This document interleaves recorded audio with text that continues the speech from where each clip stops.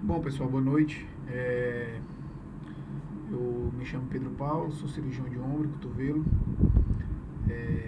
Fiz minha formação de ortopedia e traumatologia aqui no JF. Depois fiz o meu R4 em Belo Horizonte, no Hospital Ortopédico de Belo Horizonte, no grupo do Dr. Gleidson Godinho. O Deginaldo me convidou para falar para vocês hoje aqui sobre as fraturas de húmero proximal, as fraturas de diafisária de húmero e, ao final, dar uma pincelada num tema que é o ombro flutuante. As aulas estão iniciando nesse novo formato virtual e, por conta disso, eu estou deixando meu e-mail aqui nesse slide, que aí, caso vocês queiram tirar alguma dúvida, esclarecer algum ponto da aula ou de repente mandar algum caso, enfim, vocês fiquem à vontade aí, podem mandar por e-mail que a gente responde, beleza? Então, eu vou iniciar aqui com as fraturas de húmero proximal, um pouco da epidemiologia. São fraturas que têm uma distribuição unimodal, né, bem mais frequente nos pacientes idosos, acomete bem mais mulheres. É uma fratura que está dentro daquele grupo das fraturas osteoporóticas, portanto, normalmente são decorrentes de traumas de baixa energia, acometendo o osso de má qualidade. Tem esse dado curioso de normalmente acometer o lado não dominante. E um fato importante é que a maioria delas são fraturas sem desvio e fraturas estáveis, o que é de suma importância, uma vez que nós sempre devemos considerar o tratamento conservador dessas fraturas, apesar de que boa parte da aula nós vamos nos deter em falar sobre indicações cirúrgicas, técnicas cirúrgicas, tipos de fratura. É importante saber que o tratamento conservador ele sempre estará bem indicado, obviamente, a depender do caso. Um pouco da anatomia, o ângulo cérvico diafisário da região proximal do húmero é em torno de 130 graus, isso é uma faixa de variação, né? Mas tem uma média de 130. O húmero proximal ele tem uma retroversão de 20 graus. Esses parâmetros são importantes, sobretudo, nas indicações cirúrgicas, nas artroplastias. A irrigação da cabeça ela se dá através das artérias circunflexas, tendo a anterior como principal contribuinte, né, através do seu ramo ascendente, né, tem a artéria arqueada que sobe juntamente ali ao suco do bíceps, a goteira bicipital, e vai contribuir majoritariamente para a vascularização da cabeça humeral. Ok? Aqui um desenho esquemático, né, mostrando a artéria circunflexa anterior emitindo o seu ramo ascendente junto à goteira bicipital e sendo ela a principal responsável pela nutrição da cabeça.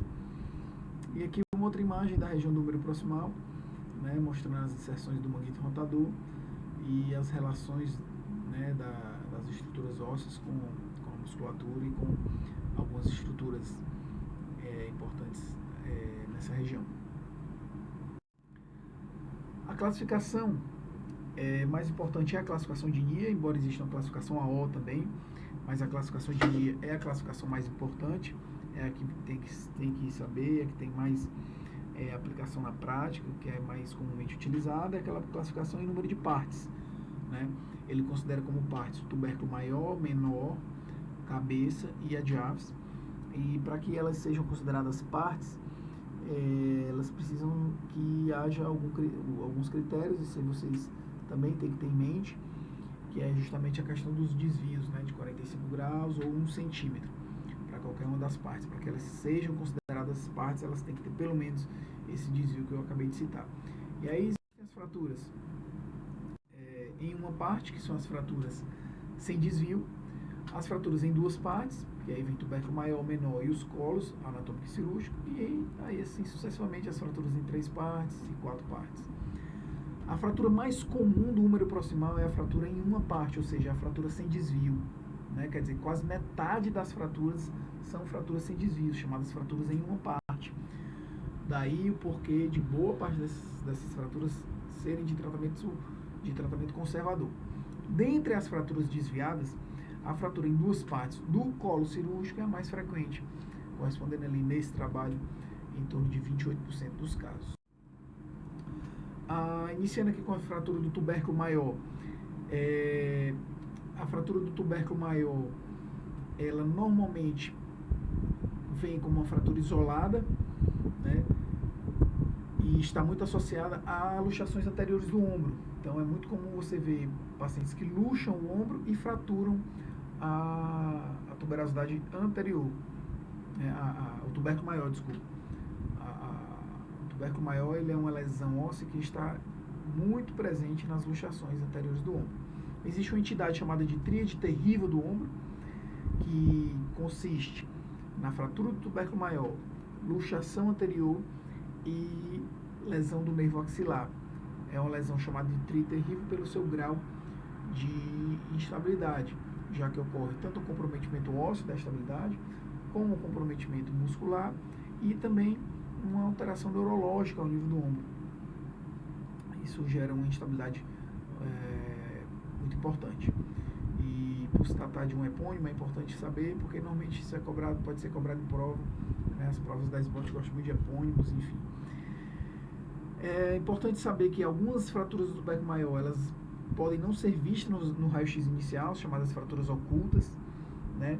Então, não é incomum você ver pacientes que têm trauma ao nível do ombro e o raio-x vem normal e o paciente vai para casa e continua com dor, e quando você lança mão de um exame um pouco mais elaborado, acaba vindo uma fratura oculta, né? Normalmente se vê muito na ressonância. Então, a gente tem que estar atento para essa questão. Um outro fato importante é que atentar para as fraturas associadas do colo anatômico, que normalmente podem estar ocultas também. Então, muitas fraturas, principalmente as fraturas grandes do tubérculo maior, que você acha que é uma fratura isolada, quando na verdade tem uma fratura do colo anatômico associada. E um dos critérios utilizados para a indicação de cirurgia é o desvio superior maior do que 5 milímetros. Pressupõe-se que, a partir desse nível, isso possa gerar um impacto, e daí a importância de você reduzir e fixar fraturas que ultrapassem esse limite de desvio. Aqui, para exemplificar uma fratura oculta, um raio-x aparentemente normal em paciente que teve um trauma ao nível do ombro, mas que persistiu com dor, né, 7, 10 dias após a lesão, que não seria comum em se tratando apenas de uma contusão, e quando você faz a ressonância, você vê que o paciente tem realmente uma fratura oculta na região do tubérculo maior.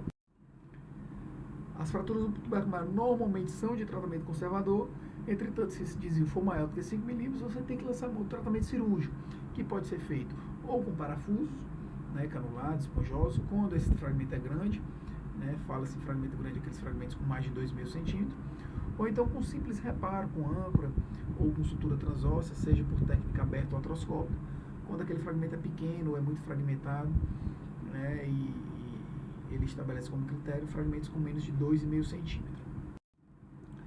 Aí um exemplo de fixação com parafuso. As fraturas do tubérculo menor são raras, normalmente quando estão presentes, estão associadas a luxações posteriores, né? Então é importante ter isso bem gravado na cabeça. Viu um ombro com fratura de tubérculo menor, questionar se esse ombro ou luxou ou ainda está luxado posteriormente. Normalmente são de tratamento conservador, quando não estão associadas a luxações, e na eventualidade de indicação de tratamento cirúrgico, segue mais ou menos o mesmo critério das fraturas do tubérculo maior em relação ao tipo de fixação, com relação ao tamanho do fragmento. Fraturas do colo cirúrgico, elas podem ser em dois padrões, né? Em relação ao desvio, pode ser aquelas fraturas em valgo, que normalmente tem um melhor prognóstico, tanto de cicatrização, consolidação da fratura, como do ponto de vista funcional, ou podem ser fraturas com desvio em varo, que são fraturas de pior prognóstico, tanto do ponto de vista funcional, como também são fraturas mais instáveis, que tendem a progredir o desvio à medida que o tempo vai evoluindo no tratamento conservador. Aqui alguns exemplos de fratura do colo cirúrgico, né? Fratura do colo cirúrgico impactada, aqui nesse primeiro exemplo, no item A. Fraturas transladadas e fraturas cominutivas. As fraturas do colo anatômico são muito incomuns, normalmente também podem estar associadas a luxações posteriores, e o dado importante que você tem que lembrar que está associado a esse tipo de fratura é exatamente o risco de osteonecrose. E por último, as fraturas em 3 ou 4 partes, são as fraturas mais graves do ombro, também seguem o padrão de desvio, assim como as fraturas do colo cirúrgico, ou seja, aquelas fraturas em valgo têm um prognóstico melhor, sobretudo quando existe uma integridade na região do cálcano, e as fraturas em varo têm um pior prognóstico, justamente pela possibilidade do seu desvio progressivo. Aqui exemplificando fraturas em valgo, né, em fraturas impactadas, fraturas desviadas e fraturas luxações em 4 partes, com o desvio em varo. E aqui uma fratura em varo, né, mostrando o desvio importante da cabeça, com progressão do desvio, né, e é uma fratura que evolui muito ruim do ponto de vista funcional pela predisposição que tem ao impacto, né, quando você tenta reabilitar esse paciente. Quando se fala de fraturas do número proximal, é exatamente a viabilidade da cabeça, né? Existem alguns casos de fratura do número proximal que evoluem para osteonecrose. E aí um sujeito chamado Hertel estabeleceu alguns critérios preditores de osteonecrose do húmero, ou seja, situações que, quando presentes, aumentariam o risco de osteonecrose. Seria exatamente o quê? Seria exatamente uma espícula póstero-medial menor do que 8 milímetros, um desvio do ringe, né, da dobradiça medial maior do que 2 milímetros, e fraturas associadas do colo anatômico. Na verdade, são fraturas que ele classificou posteriormente através de um sistema binário, que eu vou mostrar para vocês, que é exatamente esse sistema. Ele fez múltiplas combinações das partes do húmero, e ele estabeleceu que aquelas fraturas onde a cabeça estaria isolada do restante dos outros segmentos seriam fraturas que teriam um pior prognóstico, né? Então, considerando a cabeça como essa peça vermelhinha, ela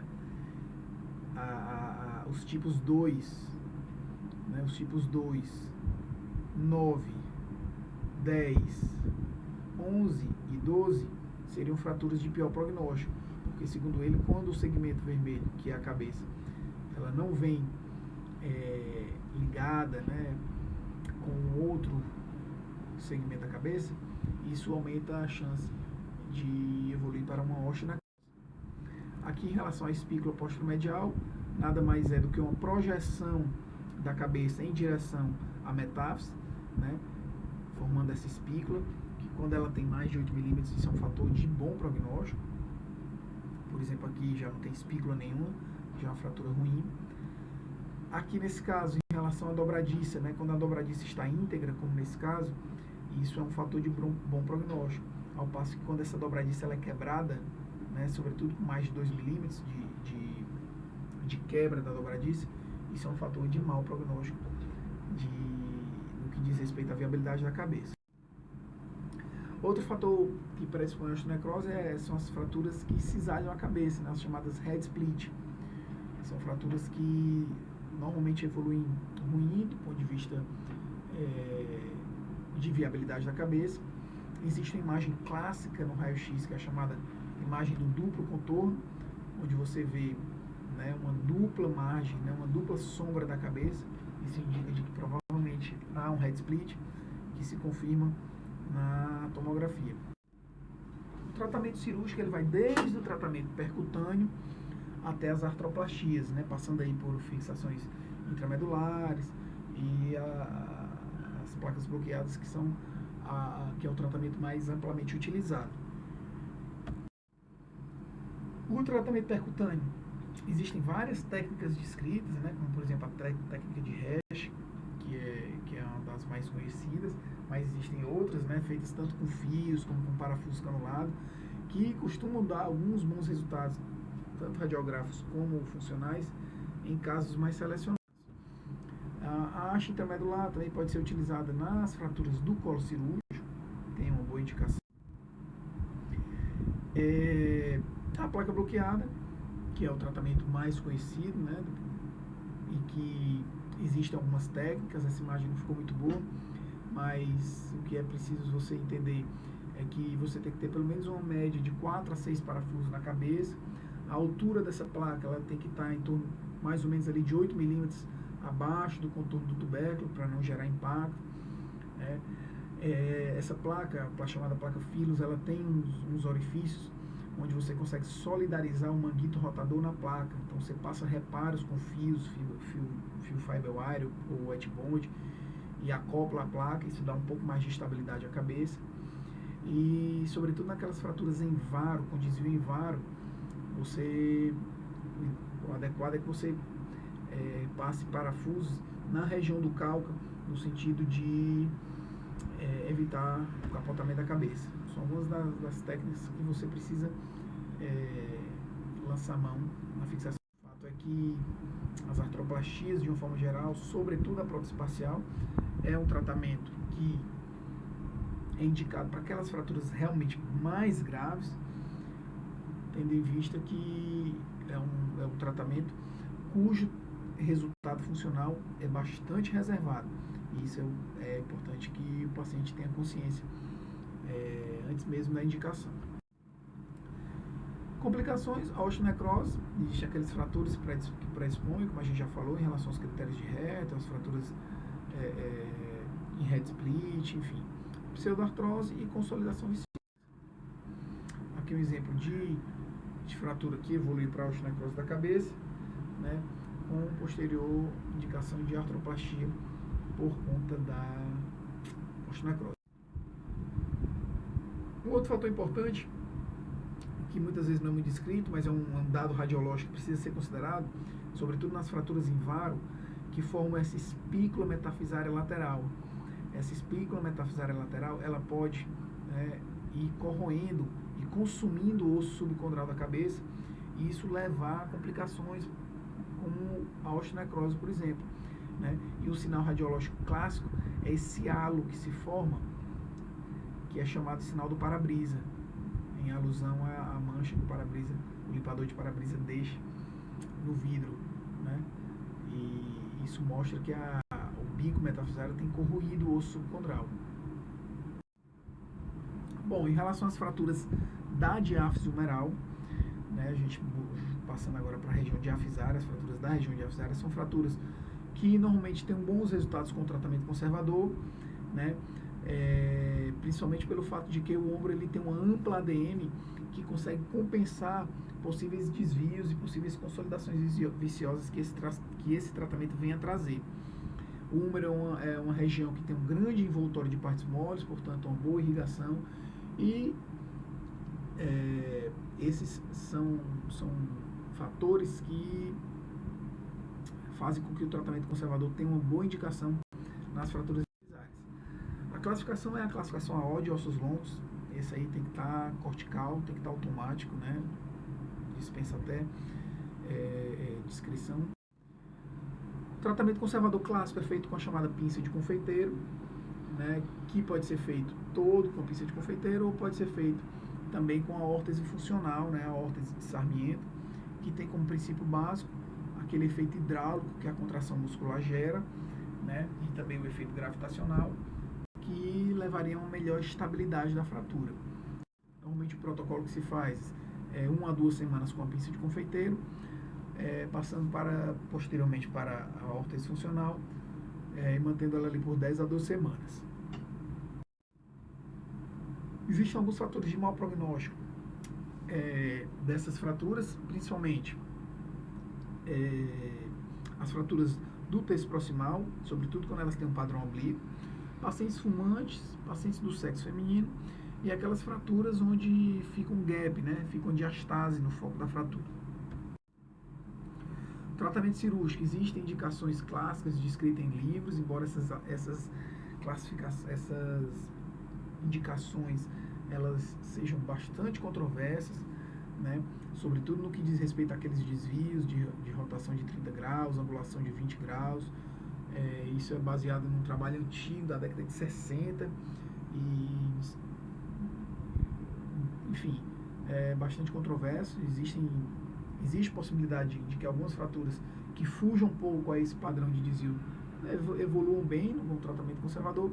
Entretanto, o Rockwood ele estabelece indicações de tratamento cirúrgico, tanto indicações da fratura, onde estão envolvidos esses desvios, e alguns outros mais, como fraturas segmentares, patológicas, A presença de lesões associadas, como lesões vasculares, lesões do plexo braquial, e as indicações do próprio paciente, né? Quando é um paciente politraumatizado, quando é um paciente que tem pouca tolerância ao tratamento conservador, né? Obesidade mórbida, enfim.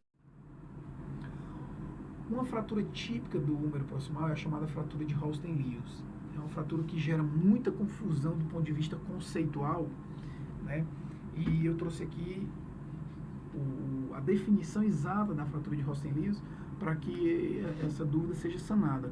A fratura de Holsten-Lewis é uma fratura do terço distal do húmero, com um padrão em espiral, onde ocorre um desvio proximal do segmento distal, ou seja, o segmento distal ele encurta, ele aproxima e ocorre uma angulação radial. Essas são as quatro, digamos assim, os 4 pontos que definem a fratura de Holsten-Lewis. Terço distal, em espiral, com desvio proximal do segmento distal e uma angulação radial. Então, dito isso, você descreveu a fratura de Holsten-Lewis. Ah, mas tem aquela questão de que é uma fratura que quando você reduz, ocorre uma praxedo radial, a mão cai, e aí é que você define. E isso não é definição de fratura de Holsten-Lewis, embora essa situação esteja bastante presente nesse tipo de fratura. Né? Mas no próprio artigo do Holsten-Lewis existiram algumas fraturas que foram tratadas conservadoramente e que não evoluíram para a lesão do nervo radial. Mas é uma lesão que você tem que estar atento, porque é muito comum. Mas do ponto de vista de definição, esses 4 pontos são que definem a fratura de Holsten-Lewis, para que isso fique bem claro. Em relação ao tratamento cirúrgico, as vias de acesso, as principais são a anterolateral e a posterior. A anterolateral para aquelas fraturas mais do terço proximal e médio, e o acesso posterior mais para aquelas fraturas do terço distal. E tem ainda os acessos laterais e anteromedial, principalmente quando associado a lesões vasculares. Aqui uma ilustração dos 2 acessos, aqui à esquerda o acesso anterior, né? É um acesso onde você faz um afastamento do bíceps e uma clivagem do braquial na sua região média, já que o braquial é um músculo duplamente inervado. Né? E o acesso posterior clássico, né? Aqueles que você faz transtricipital e tem acesso a toda a região do húmero, onde você deixa esse acesso mais para aquelas fraturas realmente do terço distal. Em relação às opções de fixação, nós temos a fixação com placa, né? Quando essa fixação é feita aberta, normalmente se usa a DCP larga de 4,5. O ideal é que se use parafuso em direções opostas para evitar um estresse longitudinal. E o que é preconizado é que se use pelo menos 4 parafusos em cada segmento, ou seja, 8 corticais distais e 8 corticais proximais. Uma técnica extremamente difundida, né? E que talvez hoje seja até mais indicada do que a própria redução aberta e fixação interna, é a técnica minimamente invasiva, onde se lança mão do princípio da estabilidade relativa, e que tem na técnica do Belanger um grande representante, né, um grande exemplo. Existem outras técnicas, outros trabalhos de escrito também, mas o Belanger, por ser um trabalho nosso aqui, um trabalho nacional, e citado inclusive no Rockwood, né, num trabalho que ele fez com 15 pacientes, dos quais 14 tiveram boa consolidação em 8 a 12 semanas, portanto, é uma técnica extremamente consagrada. Né, e aí vale a pena a gente descrever alguns aspectos da técnica dele, onde ele usa uma placa DCP estreita de 4,5, de 12 ou até 14 furos, mantém o membro em abdução de 60 graus, tentando diminuir a varização, que às vezes o deltoide forma na fratura. Você normalmente faz o deslizamento da placa da região proximal para a região distal, né? Assim a técnica descreve. Fixa inicialmente o segmento distal, reduz a fratura e fixa depois proximal. Né? Você pode fazer tanto 3 parafusos proximais distais, como 2 parafusos desde que você faça em furos alternados. Aqui é a imagem do próprio artigo do Belanger, mostrando os acessos e o deslizamento da placa de proximal para distal, né? Usando aqui 2 parafusos. Essa técnica é um pouco diferente, que ele faz aquela da coluna lateral, quando a fratura é muito distal. Mas aqui a gente tem um exemplo nosso de uma cirurgia de Belanger, onde a gente fez 3 parafusos, era uma fratura um pouquinho distal, mas que a gente conseguiu obter uma redução satisfatória. A fixação intramedular ela também tem algum espaço, sobretudo nas fraturas segmentares, fraturas patológicas, né? Aquelas fraturas onde o envoltório de partes moles é muito ruim, o que dificulta os acessos, né? Por exemplo, pacientes queimados, né? Vítimas de explosões. E aí a haste intramedular está bem indicada nesses casos. O que você tem que ter cuidado, primeiramente, com a diastase. Na hora da passagem da haste, você pode gerar um gap ali na região do foco da fratura. E a violação do manguito rotador. Né? Uma das complicações desse tipo de cirurgia são a dor crônica no ombro. Em relação, quando você confronta a haste com placa, a haste, existe um entusiasmo muito grande do uso de haste em húmero. Entretanto, essa questão da dor crônica no ombro e também o advento das técnicas minimamente invasivas, como a técnica do Belangeiro, que é de fácil execução, foi deixando um pouco a haste de lado. E aí as últimas meta-análises também, uma mais recente, mostrou, por exemplo, que a taxa de reoperação com placa foi menor, a de pseudoartrose com placa também foi menor e o paciente tinha menos dor no ombro. O fixador externo também tem seu espaço, as fraturas expostas, politrauma, aquele contexto do paciente de controle de danos. O que é importante na hora de você colocar um fixador no ombro é conhecer a zona de segurança do ombro, né? O corredor de segurança. A gente sabe que o nervo axilar, ele passa mais ou menos ali a 5 centímetros do topo do acrômio, então aquela região ali você deve evitar posicionamento de pinos, né? Proximal ela você pode colocar sem problema, e distal a essa região você tem que optar pela face anterolateral, quando estiver na região proximal, e na face mais posterior ou discretamente posterolateral, mais ou menos nesse nível de angulação, quando você estiver no segmento posterior. Em relação às lesões associadas, a lesão, não diria mais comum, mas talvez a mais famosa, né, e a mais falada, dado a sua repercussão, é a lesão do nervo radial, que está presente ali em torno de 18% dos pacientes, né, varia de 3% a 34%, a depender dos trabalhos. A maioria dessas lesões é por neuropraxia, portanto serão lesões que irão se recuperar, um período aí que pode variar de 4 a 6 meses. E é importante que você faça uma eletroneuromiografia para documentar após a 3ª semana de lesão. Em relação ainda a essa neuropraxia, é importante que se saiba que não existe evidência de benefício de exploração precoce, né? Quer dizer, não houve diferença no resultado quando você explorou precoce ou não. E as indicações de você explorar esse nervo seriam exatamente as fraturas expostas, as fraturas por armas de alta velocidade, né? Armas de fogo de alta velocidade, ou lesões penetrantes, injúrias vasculares. E essas próximas duas são controversas, que uma é o quê? A déficit neurológico após a tentativa de redução, embora normalmente a gente considere isso como indicação absoluta, existem alguns trabalhos que já consideram isso também como indicação relativa, porque alguns pacientes onde isso esteve presente evoluíram bem posteriormente, se tratando também de neuropraxia, e a chamada fratura de Holsten-Lewis, que também é uma indicação controversa, nem sempre é obrigada a explorar um nervo uma fratura de Holsten-Lewis. Ainda em relação às lesões associadas, um outro fato que é importante se falar são as lesões do plexo braquial. Esses pacientes eles têm uma característica de perder muito tônus muscular no húmero e acaba perdendo um pouco do princípio do tratamento conservador, que seria exatamente a pressão hidrostática gerada pela contração muscular. Como ele não tem mais contração muscular, o tratamento conservador ele pode ser afadado à falha. E aí seria uma indicação relativa de você fazer uma fixação com placa. E o último tema, falar um pouco do ombro flutuante, né, uma entidade, uma lesão que está presente no ombro e que para que a gente descreva o ombro flutuante, a gente precisa primeiro conhecer um complexo, que foi um complexo descrito por um sujeito chamado de Goss, que é o chamado CSSO, o complexo superior suspensor do ombro. Nada mais é do que um anel osteoligamentar que estabiliza toda a cintura escapular, né?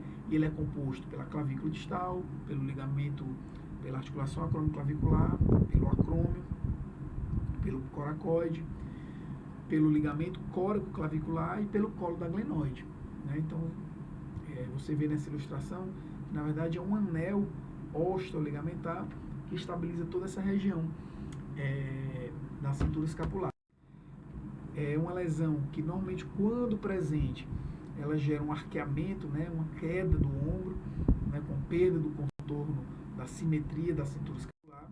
E o que define o ombro flutuante seria uma dupla ruptura desse complexo. Ou seja, lesões isoladas não geram um ombro flutuante, mas quando essas lesões vêm combinadas, isso tende a gerar uma instabilidade maior, lesões mais estáveis. A combinação mais frequente é a combinação onde está presente uma fratura do colo da glenoide com a fratura da clavícula. E o tratamento do ombro flutuante ele é controverso. Antigamente se achava que o tratamento ele era sempre cirúrgico. Hoje em dia já se sabe que não. Hoje em dia já se sabe que você tem que analisar o componente do ombro flutuante individualmente, cada componente dele, né?